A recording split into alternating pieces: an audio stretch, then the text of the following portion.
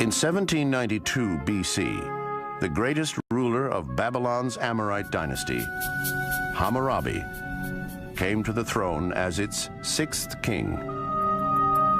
Initially, he didn't seem to be interested in military campaigns. He ruled for 43 years.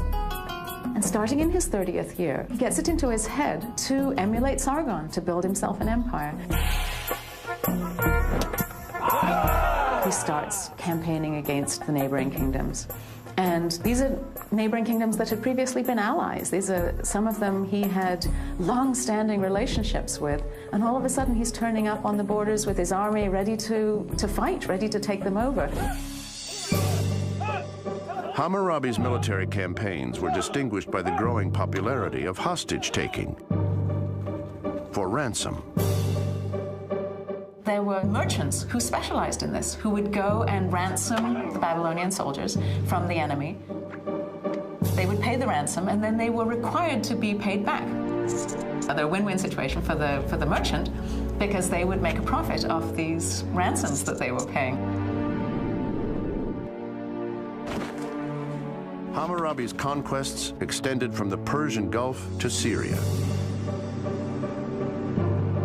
Although his empire wasn't as big as Sargon's had been, scholars rate Hammurabi as the greatest empire builder since Sargon. However, he set himself apart from the former king. Whereas Sargon seems to have relied upon his power and his almost terror tactics to keep people under control,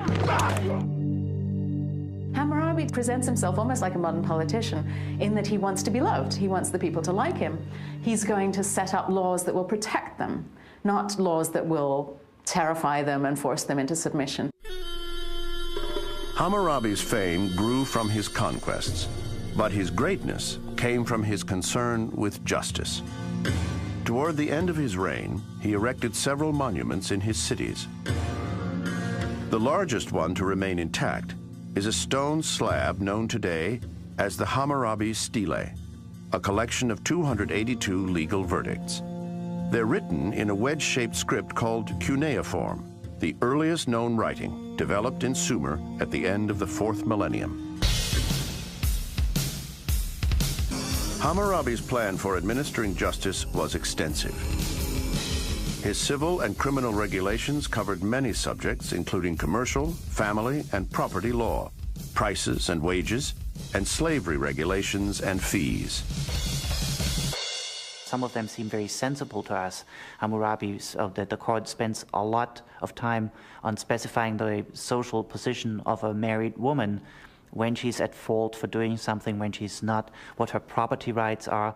Laws that seem very, very advanced to us nowadays and very much not unexpected. On the other hand, what we find in the Hammurabi Code is the eye for an eye, tooth for a tooth passages that totally parallel the biblical notion of that. Hammurabi's justice was not necessarily equitable. Rights varied based on an individual's status as a landowning free citizen, a civil servant, or a slave. If you, as a citizen, kill a slave, you might get away with just paying a fine. If you kill another citizen, you most likely are going to be killed for that yourself. So certainly in the old Babylonian period, not all animals were equal. The articulation of law by Hammurabi was not the first time people in Mesopotamia were given a code to live by. But Hammurabi's effort was the most comprehensive and sophisticated. Following Hammurabi's reign, southern Mesopotamia became known as Babylonia, a unified kingdom. And Babylon became Mesopotamia's political, cultural, and religious center.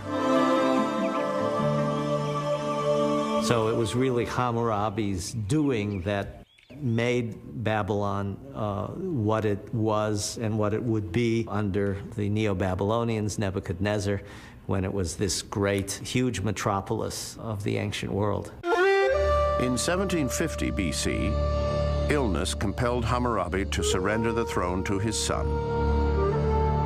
By 1000 BC, Babylon had established a lasting national state in the south.